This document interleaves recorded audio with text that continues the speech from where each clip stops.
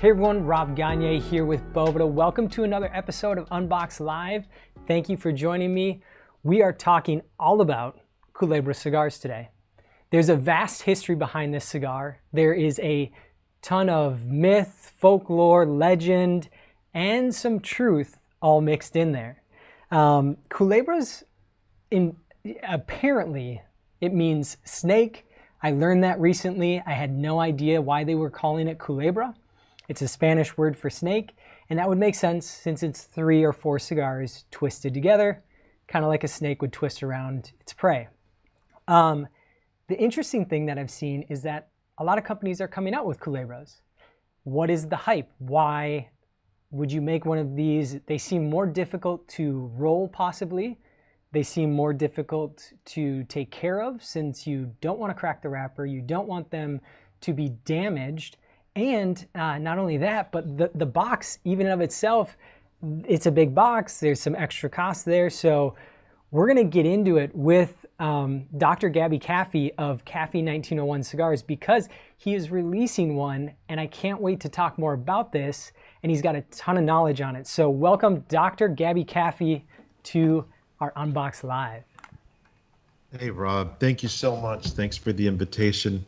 I will ask you to please call me Gaby, man. I appreciate the formalities, but it's Friday afternoon. Let's relax. You got it. It's great to be here. Thank you, man. Thanks for having me. You're welcome. I appreciate it. So let's talk first, because we've talked about some of the folklore behind this. So first and foremost, the date on this is dated and cited in a New Zealand paper called the Auckland Star.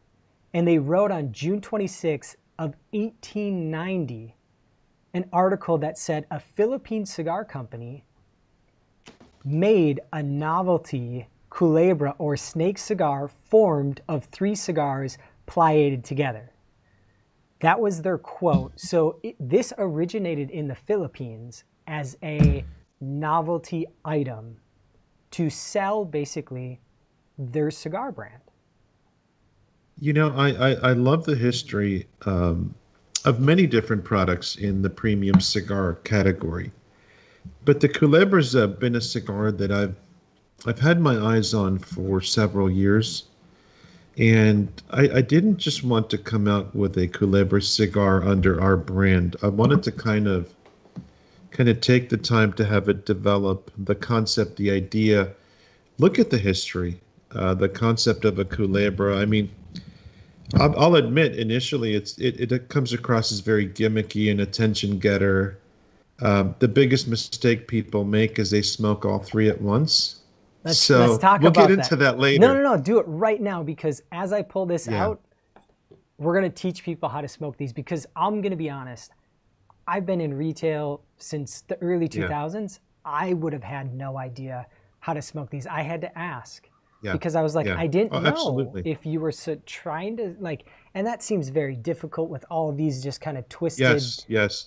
So really, they take 3 cigars, put a band at the bottom, then they start twisting these together or weaving them together, and then they put a band on top, and then it's rested and aged. Now, do you age it in this box or do you age it by itself?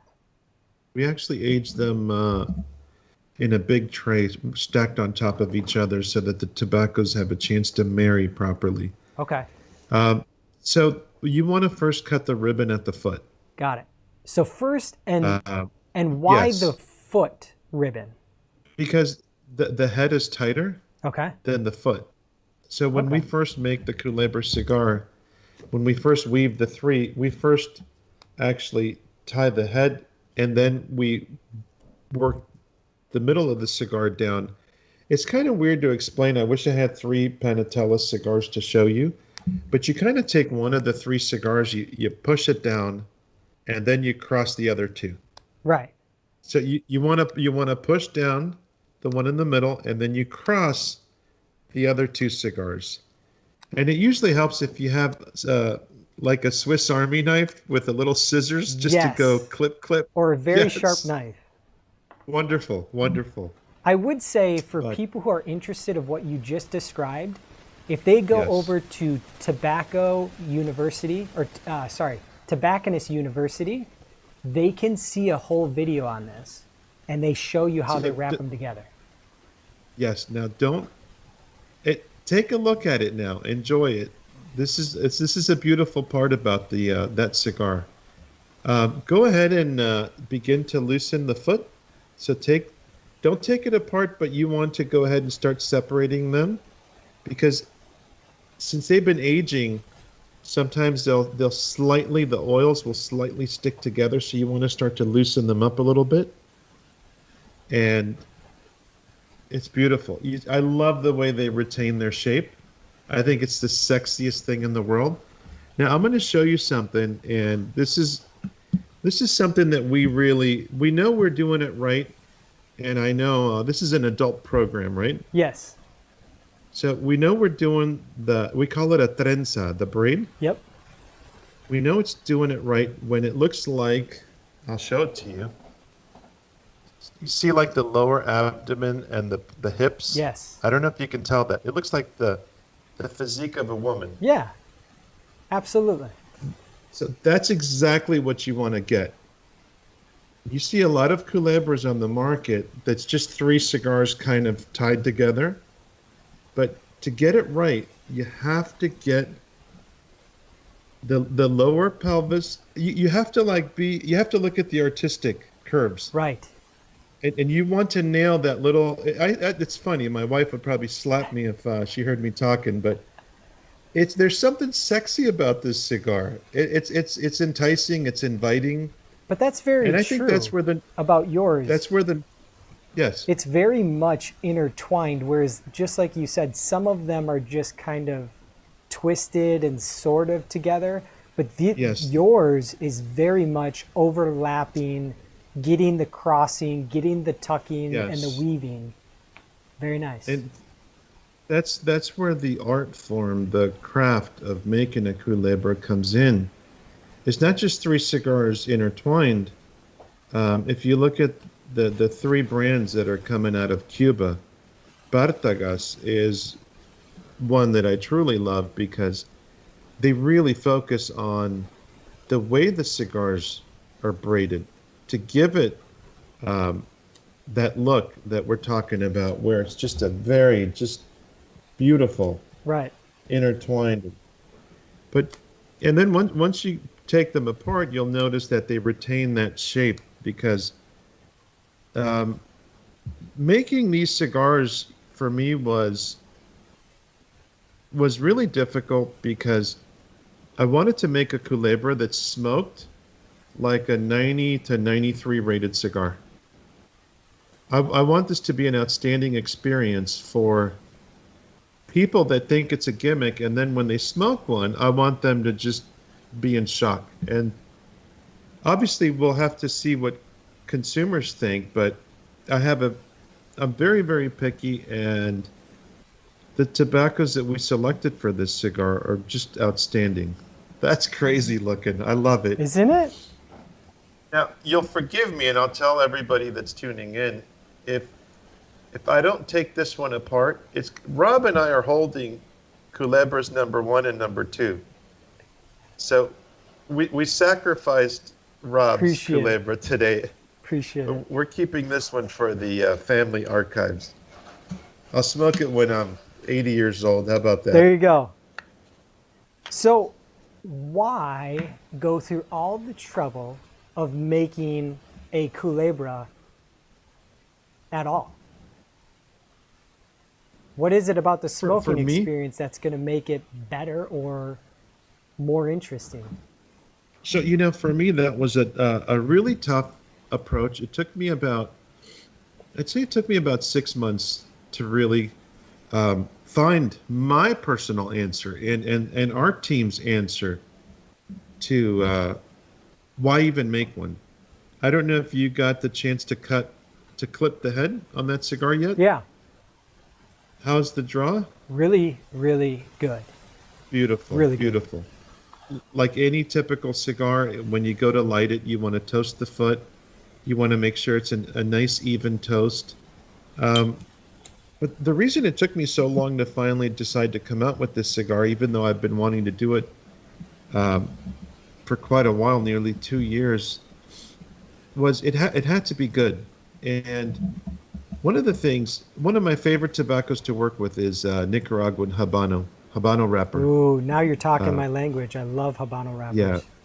Ooh, Habano wrapper that's well aged, double fermented. Uh, really, really just gives off great flavors. And the coolest thing about a Culebra cigar is that it's first of all it's a panatella. It's a smaller ring gauge cigar. It doesn't have that much binder and filler. It's actually a loosely packed cigar. And what people don't get that is so sexy about a Culebra is that you're getting so much flavor from the wrapper. So unlike any other parejo or straight cigar, which is fully packed with binders, double binders, triple binders sometimes, and fillers from 2, 3 different regions. This is very focused on wrapper, single binder, and very thin fillers. But it's really an experience that I'm waiting to get feedback from the public. I'd love to. What do you think of the initial? so far it's stronger than I thought it was going to be. But go back and tell me why, as a consumer, I might get more value out of this, because you just said less filler, a very Yes, thin binder, and more wrapper. So whenever we're looking at enjoying a yes, wrapper, that's the most expensive part, and kind of break that down price point. yes, I think that was really interesting what you said earlier. yeah, yeah. So when you look at cigars, cigar tobacco, and sometimes when you talk about pricing, it tends to cheapen a conversation, but I think it's important here because if you look at filler tobaccos, I don't care where they're from, Honduras, Dominican Republic, Ecuador, filler tobaccos tend to be on the lower price point, anywhere from the $5 to $8 range. Okay, it all depends on fermentation and aging and how long. There are tobaccos that'll be out of that range, but on average, those are the more affordable tobaccos, and it's because the leaves. They're not usually large leaves. They're not very pretty leaves. They're very small. They're used for fillers. Right. Binder tobacco in general is tobacco that didn't make the cut. It wasn't pretty enough to be wrapper, so they use that as binder. And pricing on binder can range from, let's say, 10 to 12, $14 for really good quality binder. Now, mind you, there's a lot of farmers that, this doesn't apply to them because they're farming, they're growing their own tobacco, but we buy a lot of tobacco, so we're very focused on pricing. Now, wrapper leaf that's the holy grail to a cigar. Wrapper, you're looking at on the low end, $18. By the way, I'm sure Nestor Plasencia, Christian Eiroa, they'd probably slap me right now because I don't think I've bought $18 wrapper in about 3 years. So let's bump it up a little bit to like 22 to 24. But wrapper can range from 22 up to $42, $45 a pound. Wow. And one of the hardest wrappers to get right now is Nicaraguan Habano. Oh my God, it's like, you have no idea. The big factories in Nicaragua are like, they're holding on to that stuff like it's gold. Why is So that? for us it's just fantastic wrapper. You can take that wrapper and just create so many amazing blends. Um, Depending on how you ferment the wrapper, you can get multiple shades of cigars. You can do a natural, you can do a Colorado, you can do a Maduro, you could do a double Maduro, which would be like double fermenting it to just you kick the fermentation out 18 months, 22 months, and that cigar will turn between a dark and a black, just a beautiful dark color. But that wrapper is like, that's where it's at. That's why everybody's in Nicaragua. And Nobody will tell you that, but that's what's on that this? wrapper right there, the Habano that comes out of Nicaragua is gold. Golden wrapper, baby. Wow. But so what happens when you have a loosely packed cigar? I don't know if that explains it flavor-wise, But when you got a cigar that's not taken away from that wrapper, it's you're going to get strength, you're going to get body, you're going to get everything that that wrapper wants to give you. That's what I'm getting. So yeah, it's really so for me it's not a gimmick at all. For me it's a way to preserve history. For me it's the beauty of the tradition of our industry. For me it's the way I tell the Kafie family story out of Honduras. And these are like chapters in a book. Every cigar that we release to market is like a new chapter in the book that we're writing in our company. And this one here is really, really a special. Um, That's awesome. I'm getting great pleasure watching you smoke it, by the way. This is amazing. I'm really going to be more excited when I get a little bit further in, because right now it just changed. Even like this quarter of an inch, almost to a half inch that I'm in, it really started to come together with complexity and less strength. So as I get further in, I'm expecting the complexity to keep going up from what I'm getting right now. Yes, yes. So I did smoke quite a few of them, Rob, the past few months. And um, yeah, man, I actually, part of my job, and I know a lot of people will laugh, is I have to smoke everything that we produce, right? So absolutely. it sucks, but I got to do it, Rob. Right. And Tough job. the past since January, the pandemic began, and I hate to bring that up. I hope everybody's doing well. But March, April, May, I began to really expand my liquor collection here at the office, right? Just, it's a hobby, right? Sure. It's not a vice. But I really got into smoking the Culebra around March and April. And it took about probably 5 to 6 months. For 3 months, I really was, that had become my go-to cigar. I love the ring gauge. I love the draw. I'm a guy that loves to retrohale. Yes. That's my thing, right? I remember 22, I was about 22 years old. Um, Christian Adoa and we've been friends forever, right? And when I was practicing medicine, his office was the place I would go to for therapy, right? And actually, I was back in med school back then. It was funny, right? Yeah. Both of us were here in Miami. And Christian Adoa was the one that taught me to retrohale. So, I mean, talk about what a great teacher, right? Yeah. Who better to learn with? And that cigar, the retro, is it's really beautiful. It's fine and strong. It's clean. Um, really not what people I think will expect out of a. Absolutely. I'm not going to call it a gimmick, but a lot of people do. Yeah, no. They think, this is a real deal cigar. No, and it smokes fantastically and tastes great. So I'm totally changing my opinion on what these cigars mean. But let's talk about some of the tradition, because I found so many different things. And again, my primary source was Tobacconist University, which I think anybody can get that information online if they go over to their website. So traditional, the big legend behind this is that factories allowed rollers to have a certain ration of cigars, 3, 1, whatever it might be. But then Right. the managers were having hard time saying, like, are you smoking regular production or your allotted cigars? And the story goes is like, if we gave you crooked cigars, then we would know Right. these would be crooked cigars that then aren't going to be Right. stolen or taken out of the factory and sold on the secondary market as, Cubans or cigars of XYZ brand. So that story makes it sound like, okay, these were the cigars that the factory rollers would smoke. But there's no evidence of this. And in Yes, fact, yes.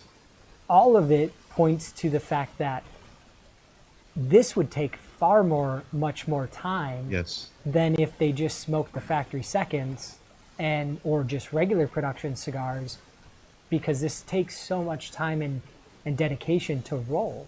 This is truly a roller's pinnacle kind Yes. of Yes. Yes. talent. It takes a lot of skill. You're talking and I'm thinking because I think thoughts evolve. And one of the things that you literally just made me realize is that if you run a production floor in a cigar factory and let's say the morning session, the cigar roller picks up their binder filler wrapper for the morning session, right? They're getting a certain allotment of tobaccos that are weighed. So tobacco's distributed to them, and they're expected to return, X number of cigars, within a range Right. after that session is done.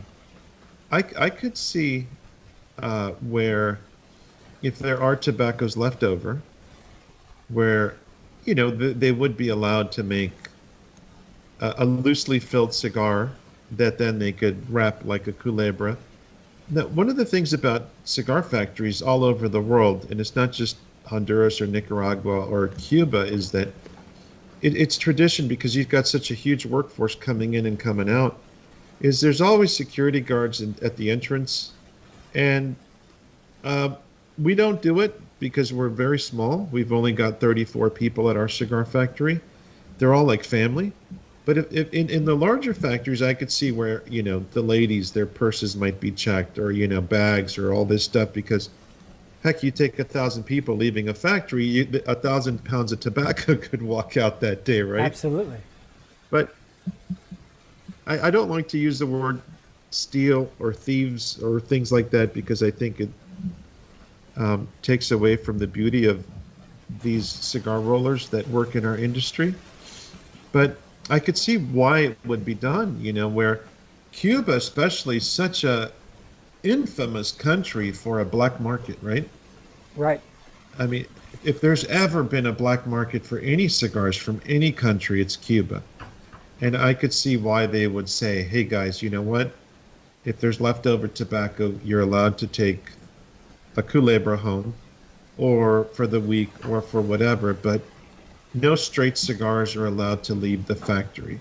I could totally see it, and I know there are no archives. Right. I'm sure there are. You know who would know is Jeff Borshowitz from I'm Well, sure he would. I'm going to call him. What's interesting is what you talked about is possibly taking them home for the weekend or whatever, but in the articles that I read, Tony Heyman stated that he has seen thousands of factory worker photos in Cuba, and not a single one of them was smoking a crooked cigar. They were all smoking straight cigars. So I just wonder if you're kind of right, where it's like if you take these home, then do they have to be crooked or not? I don't know. That's where like the legend versus what's true. There's also some reports of, people who, famous rollers out of Cuba that have been rolling cigars for 30 plus years. Yes. And they said they never saw one of these made. And there's also only 3 brands, like you stated, that actually roll culebras through their brands. Right, So if there's right. only 3 brands and there's multiple brands, way more brands out of Cuba than that, Yes. then really it's rare that this would ever see the market or ever be something that was required to make sure that things weren't happening improperly. I know that out of Honduras, I don't always like to say we're the first at anything because we're the new kids on the block, 7 years in the industry, and I have so much respect for everybody that has paved the way for us. But, I when we refer to Cuban cigar factories and, the 3 brands that make culebras out of Cuba are Partagas, H. Upmann, and Romeo and Julieta. Yep. But I don't really have much trust for what media or what photographs comes out of Cuban cigar factories the past 50 years. I think everything is very filtered, Sure. because They want to maintain the romance of the Cuban cigar industry. But I could see where it's just logical and it's rational. People want to smoke cigars. They want to take cigars home. Let them, but let it be a Culebra. But putting that aside, um, it became my go-to cigar for about 3 months. This Culebra, it's I no bet. joke. It's really, when it really hit the spot late at night, 11:30. You want to have a 30-40 minute smoke, and you don't want to commit to like a Toro hour and a half. This is a fantastic 35-40 minute. Uh, and there are other brands out there, and they're quite beautiful. I think the most beautiful ones in the industry are the ones coming out of the Fuente factory. Those are pieces of art as well. So Right. when we did our version of it, I really wanted to respect um, the way they're made, the way the three culebras, the panatellas are intertwined. It there's a lot of thought that went into it. There's a lot of thought that went into the draw of the cigar.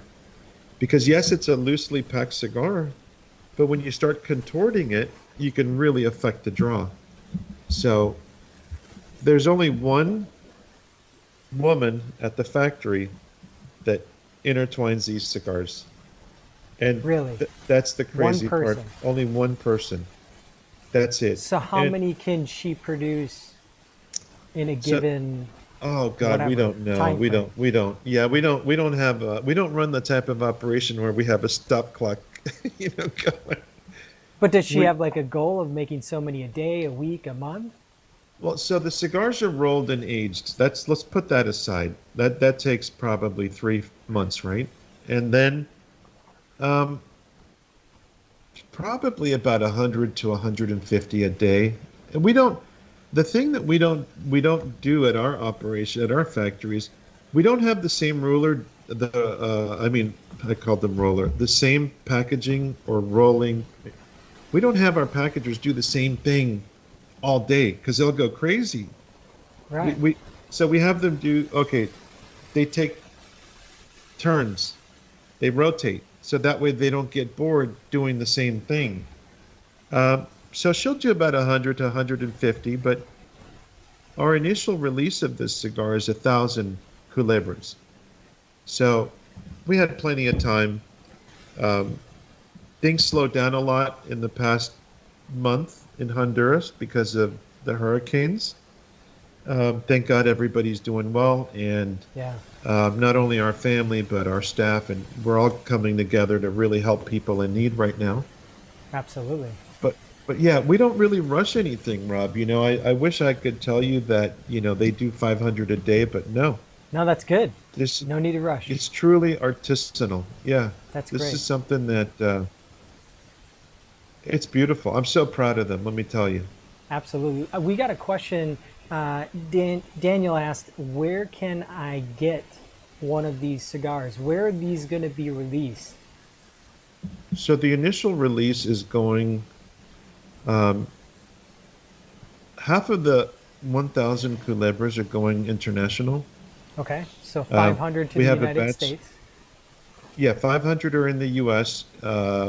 You will be able to get them at neptunecigars.com. Okay. I believe smokin.com. And God, I suck at knowing all of the list of retailers that we have. Oh, Privadacigarclub.com.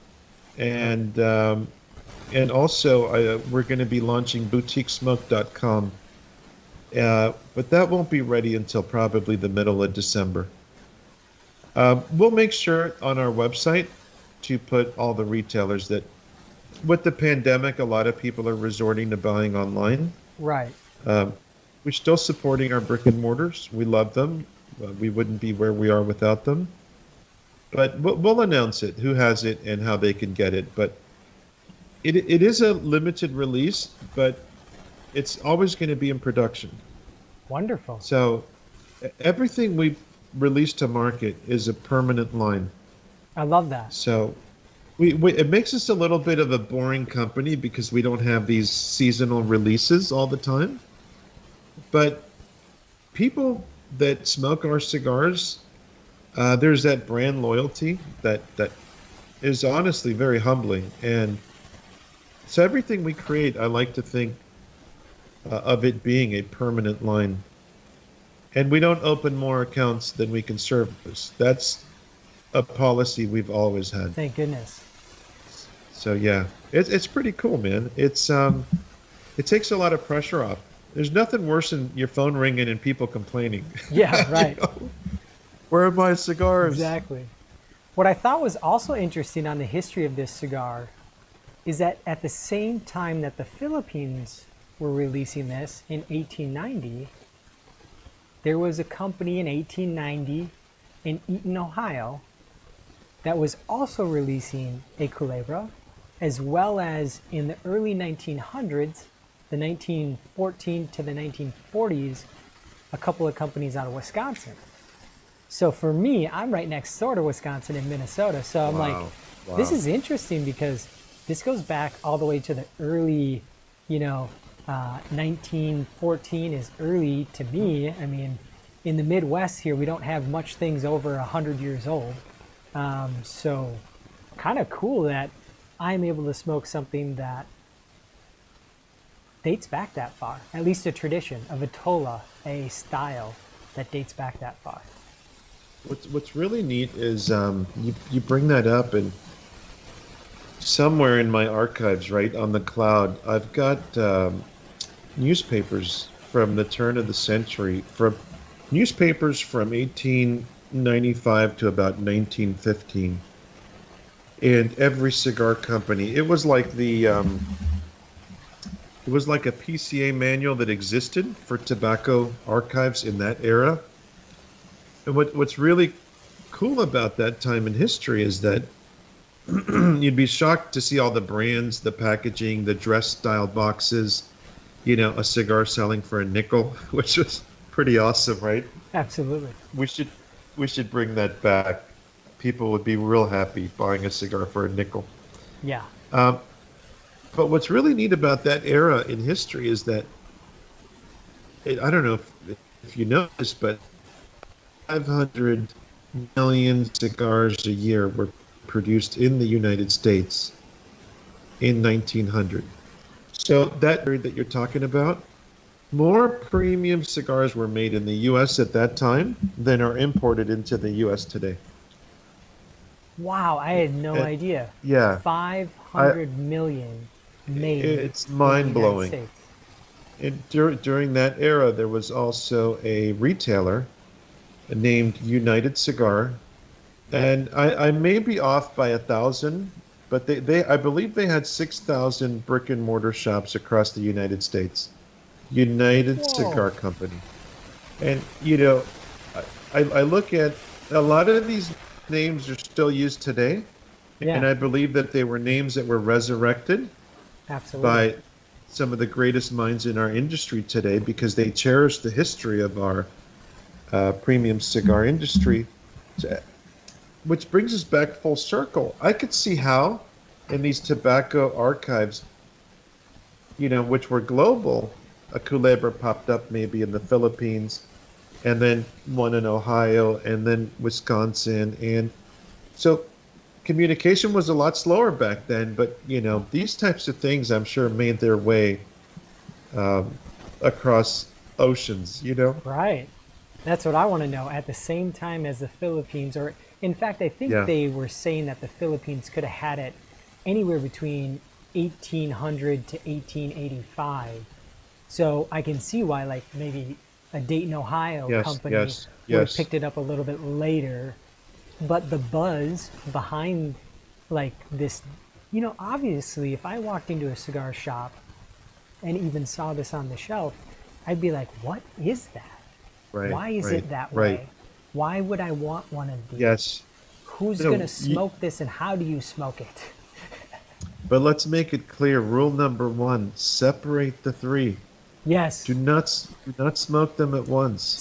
All three at separate, once. separate and Yes. share. That's what I think the cool part about this is, obviously now with COVID and everything like that, be careful. I'm not advocating that, Yeah. but cigars are community. And Hmm. even if I were going to go ahead and buy one of these and have no friends around me and That's sit right. down in a shop and start smoking, somebody's probably going to come over to me and Yes, ask yes, me, "What are you smoking?" And I would love to tell them the story. And then I'd love to hand them that one and say, "Why don't you yes, try yes, it?" absolutely. And what a cool way to start a conversation with somebody that just organically happened because Yes, of the yes. curiosity you have in your hand. It's truly amazing. And the interesting thing about the Philippines, being the original, right, is I always look at the influence that Europe had across the world, even um, throughout Asia, the Philippines. The Philippines, um, the Roman Catholic faith is a very strong religious group of a sector in the Philippines, and a lot of that had to do with migration from Spain and Italy. If you look at a lot of the Filipino families, they have Spanish last names. So, and then you look at the Europeans traveling to America. So, I'm sure somewhere somebody had a really good time traveling throughout the region and ended up back in Ohio with some culebras, right? Brilliant idea. I'm going to immediately start making one of these, right? Yeah. So it's cool. It's beautiful. It's going to be a permanent part of our portfolio. Um, there's also the other factor that, when you do make a cigar that's, let's say, like a Lancero or a Panatella, a smaller ring gauge cigar, Yep. um, it's a lot of mind that when a cigar is that thin, that it ages well. It doesn't, ferment well. The aging process isn't as good. And I know historically there is talk about um, them aging cigars. Small ring gauge cigars were tied up into, let's say, a larger ring gauge like this, just to have them age better And and to think allow about to humidity as yeah. well, right? There was no Boveda pack back then. So There, they would there keep was better no. humidity. And I think, too, a really thick box like this is a testament to this would hold better humidity, you know? Yes, yes. One thing about our company and every single box that we produce is we use aged Spanish cedar for every single cigar we put out on the market. So even though this cigar is not wrapped in cellophane, obviously it's protected by a Boveda pack. But the cigar box, being Spanish cedar has amazing qualities in that it allows humidity because it's a natural porous wood. Humidity does go through the wood, but also the Spanish cedar inhibits tobacco beetles from forming. That's why we love Spanish cedar. So I'm really old school when it comes to making cigars. We don't just make cigars and sell them. We actually I'm a cigar hoarder, right? In in our warehouse, not only do we age cigars in Honduras, but when cigars come to the U.S., they're all packed in Spanish cedar boxes. So they continue to age in the Spanish cedar box until it goes out to a retailer. And I think it makes a world of difference because the other options, a paper dress box or plywood, um, it doesn't give you the same properties. Cedar to me is just sexy. I'm sorry. It's just every cigar in the world should be in a cedar box. Yeah, But it's a tough wood to get your hands on, and it's not cheap. absolutely. It smells amazing. Smells amazing. Can you still hear me? Yeah, I can hear Good. you. I'm here. Just want to make sure. Um, when you said that this was a little bit underfilled, one of the first things that came to mind was when Aaron and Hochi Blanco over at Tabacalera Palma had Yes. told me that with especially thinner ring gauge cigars, to lighten your draw to reduce how hot the amber gets at the end, so that you don't burn off all the oils and sugars and lose all the flavor. So I'm Beautiful. being very mindful of how hard Beautiful. I draw on this, and it's working really well because it's so flavorful. But I just need to go slow, which is not a problem when I'm smoking a cigar. I love to just take my time. You know, you put things so eloquent that you know, when you walk into a cigar shop and somebody lights a cigar, and you know, you're just watching, because I'm a watcher, right? I watch people, how they smoke their cigars, if they're actually rushing it, if they're enjoying it. And you get a lot of guys that are hotboxing cigars, they're just puffing at it. And usually it's people that don't retrohale. You Yeah, know, it's they're trying to get more flavor in their mouth, but it's very limited unless you involve the sinuses. You know, the olfactory nerve. It's very important to get the whole experience. But when a cigar burns hotter, it starts to get a little bit bitter, yes, and you find yourself having to spit. A lot of people, it's when you're smoking a cigar, and that's another reason why you want to try to keep the ash on a cigar when you're smoking it. The ash, obviously, it'll naturally fall off, but try to let it ride, you know, half inch, 1 inch. You don't have to break a record every time you smoke a cigar. You know, this is the not the World Smoking the Championships. European Yeah, style where they yeah. smoke like that. But when you keep the ash on the cigar, it actually helps the air draw. The smoke, when you take a draw, it draws a little bit cooler, so it gives you better flavors. So it's a great idea to slow down. Um, you know how many puffs you take or the strength of each puff, but just enjoy it. Take a journey. There's no rush when it comes to cigars. Right. This cigar would go really well with the Kafie coffee that you sent me. That's awesome, man. Thank That you. coffee is so oily.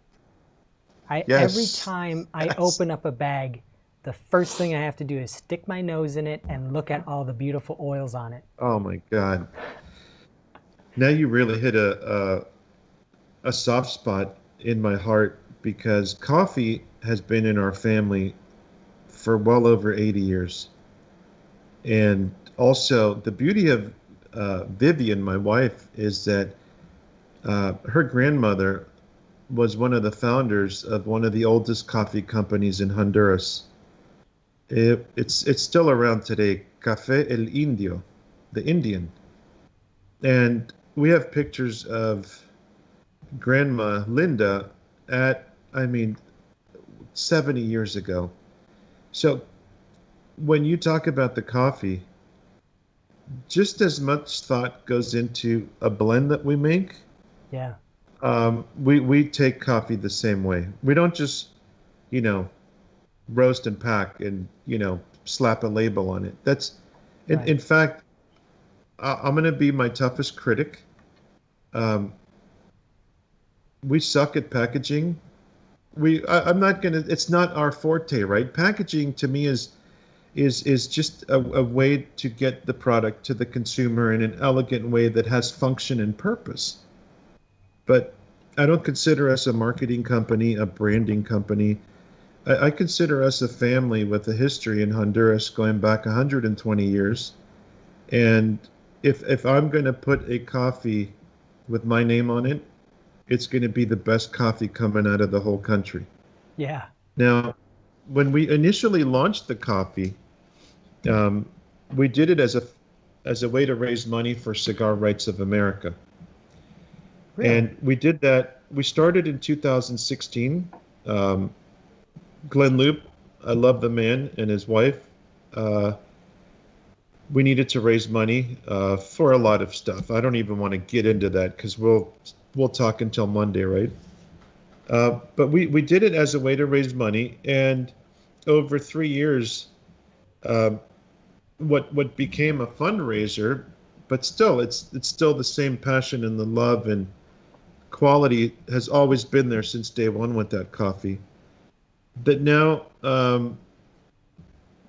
we sell out every month of that coffee. It's become like a permanent thing for us. It's turned into another product in our portfolio.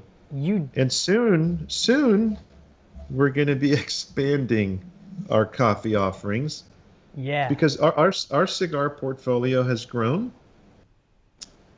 and I've got this crazy idea that I want to be able to offer a specific coffee to pair with each cigar that we produce.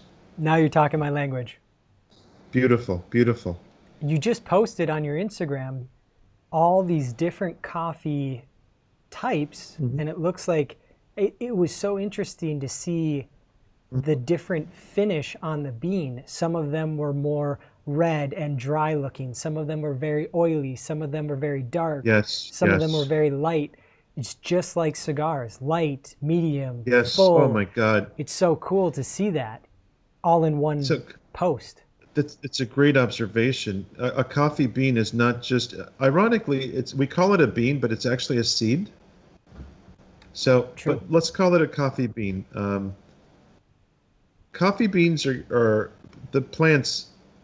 They're usually grown in altitude um, alongside mountains. Let's say we're in the valley of these fields, the valleys. It's I'm trying. I think in Spanish, so I'm trying to speak in English. Sorry, Sure. my first language was Spanish, so I apologize. No problem. Um, Imagine going to Honduras and you're looking at this beautiful flat valleys where tobacco is grown, corn, beans. We do crop rotation, right? Yep. And then up on the mountains, you have coffee and cocoa. So, what I'm trying to do, and it's taken me 7 years to get to this point, is we're trying to take tobacco from regions where there's also coffee being grown.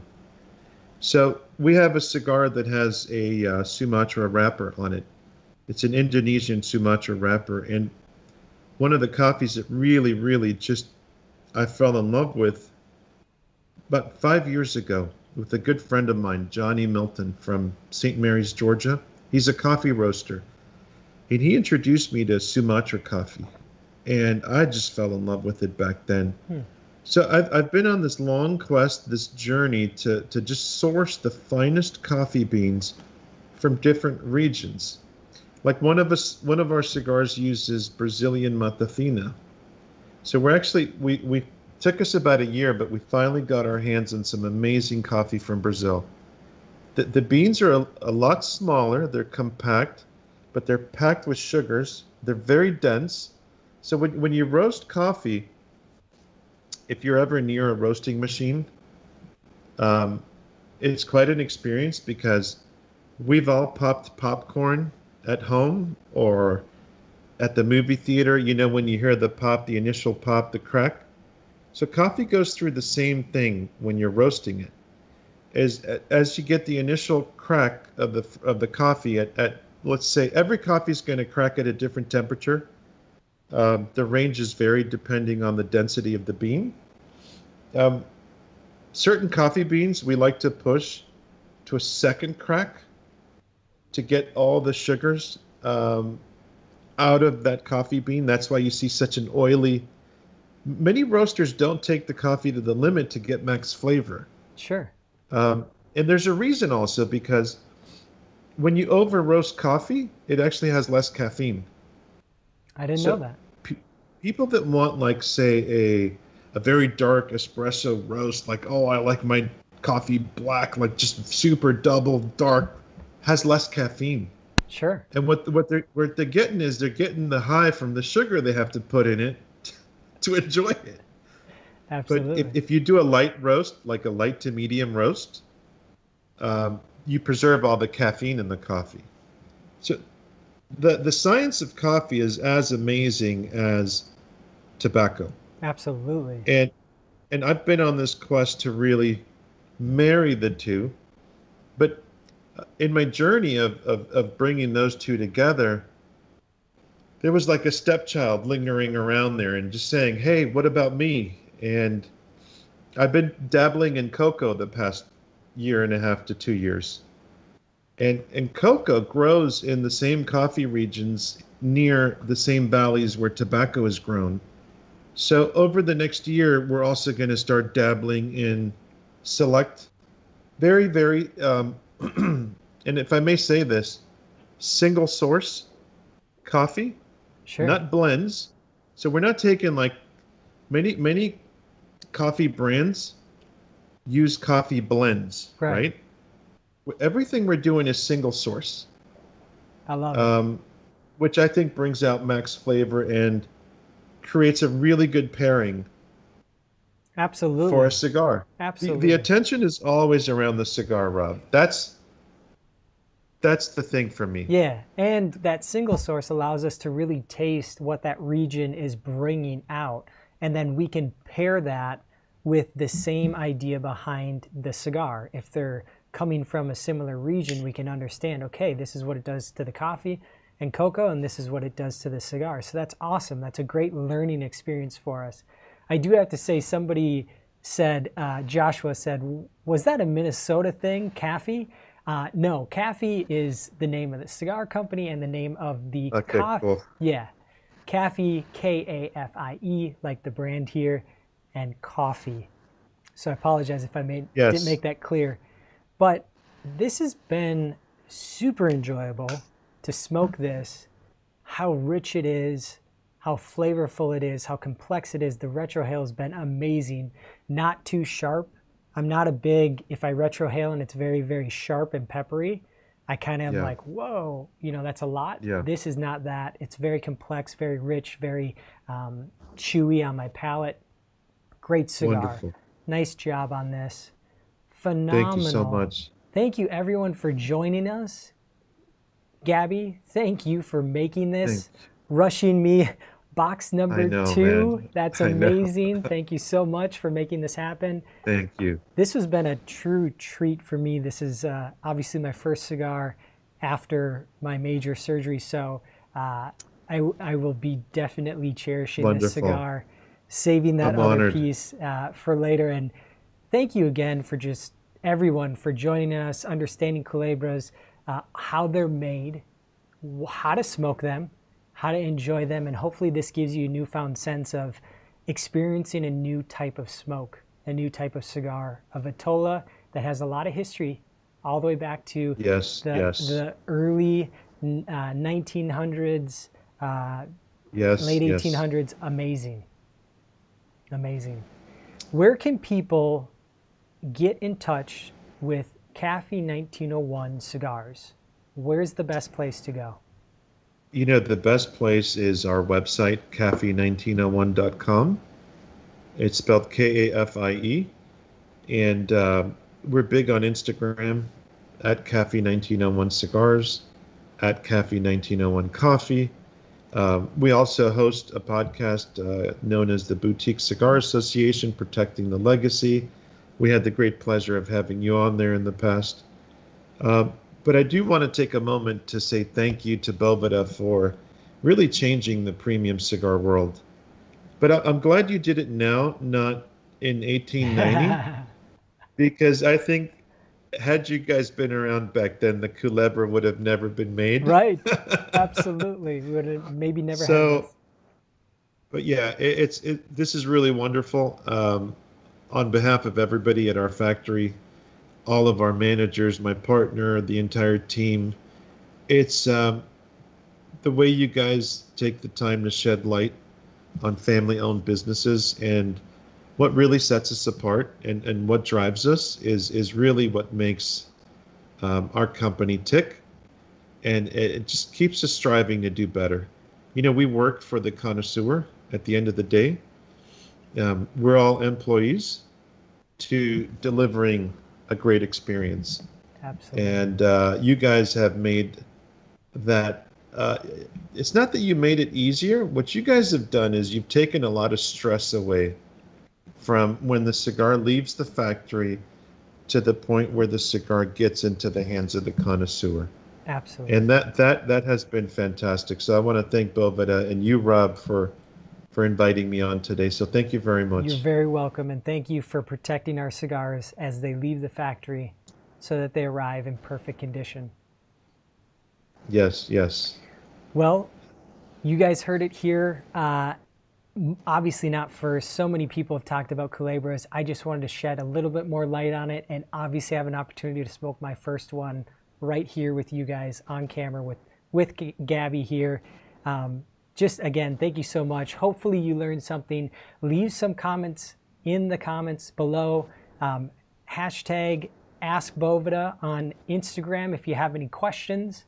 And obviously, you know, every Friday we are here to do an Unboxed Live, get inside everyone's computer box and share a little bit on the history of cigars.